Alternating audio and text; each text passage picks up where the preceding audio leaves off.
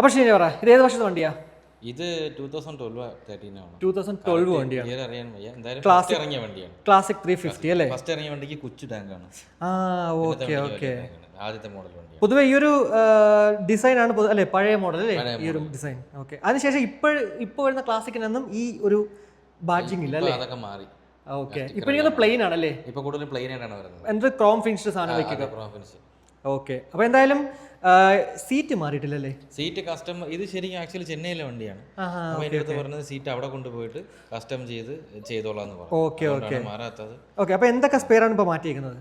ഇതില് നോർമലി നമ്മൾ റീസ്റ്റോർ ചെയ്യുന്ന സമയത്ത് ചെയ്യുന്നത് പോലെ തന്നെ A to Z സാധനങ്ങൾ മാറ്റം. പക്ഷേ ഇത് വണ്ടി ടച്ചും പോളിഷും കഴിഞ്ഞില്ല. Okay okay okay. നമ്മൾ നേരെ കൊണ്ട് സർവീസ് ചെയ്തു, വീഡിയോ എടുക്കാന്ന് വിചാരിച്ചു. ഓക്കെ. കുറച്ച് പരിപാടി. ഇവിടെ റബ്ബർ വരും എഞ്ചിൻ സൈഡിലൊക്കെ, അതൊന്നും വെച്ചിട്ടില്ല, ലാസ്റ്റ് വെക്കേ ഉള്ളൂ. Okay okay. അപ്പോൾ സ്പെയർ എന്നാലും ജസ്റ്റ് ഒന്ന് പറഞ്ഞോളൂ.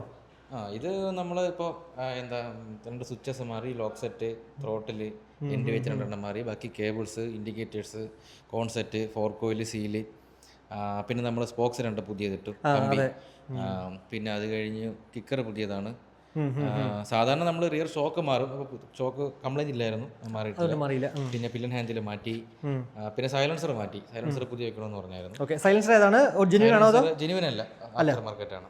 Okay okay. പിന്നെ നമുക്ക് സൈഡ് സ്റ്റാൻഡ് പുതിയതാണ്, പിന്നെ ഫുഡ് റെസ്റ്റ് എല്ലാം പുതിയതാണ്. അങ്ങനെ നോർമലി നമ്മൾ, പക്ഷേ ഒരുപാട് സാധനങ്ങൾ മാറിയിട്ടില്ല, അത്യാവശ്യം വേണ്ട സാധനങ്ങൾ മാത്രം. വയറിംഗ് കിറ്റ്, കാർബറേറ്റർ പുതിയതാണ്. വയറിംഗ് കിറ്റ് മാറിയിട്ടുണ്ട്, കാർബറേറ്റർ E20 കാർബറേറ്റർ ആക്കിയിട്ടുണ്ട്. ഓക്കെ. സ്പീഡോമീറ്റർ മാറിയിട്ടില്ല. സ്പീഡോമീറ്റർ ഒന്നും 58,418 കിലോമീറ്റർ. എനിക്ക് തോന്നുന്നു അതായിരിക്കും ജെനുവിൻ അല്ലേ? നമ്മുടെ ഒരു വീഡിയോയിൽ വന്നൊരു കമന്റ് ആണ്, SS-ന്റെ എന്താണ് സ്പോക്ക് അല്ല, SS-ന്റെ ആണോ നമുക്ക് ഈ സൈലൻസർ വയ്ക്കുന്നത്?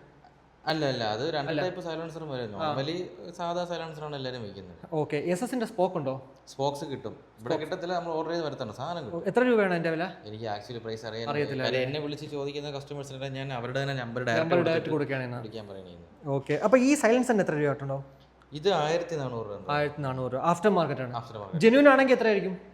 കറക്റ്റ് സ്റ്റോക്ക് സൈലൻസർ എനിക്ക് തോന്നുന്നു 4-5 അങ്ങനെ. 4-5. ഓക്കെ. ഇതിപ്പോ വെക്കുന്നതുകൊണ്ട് വലിയ കുഴപ്പമൊന്നുമില്ലല്ലോ അല്ലേ? RTO പിടിക്കുക അങ്ങനെ? RTO പ്രശ്നമാണ്, എന്നാലും നമ്മുടെ നാട്ടിൽ എല്ലാവരും ബുള്ളറ്റിൽ സൗണ്ട് വെച്ച് തന്നെയാണ് ഓടുന്നത്. ഓക്കെ. പിന്നെ ഇത് ചെന്നൈ വണ്ടിയാണ്, ചെന്നൈ വണ്ടിയാണ്, പ്രശ്നമില്ല.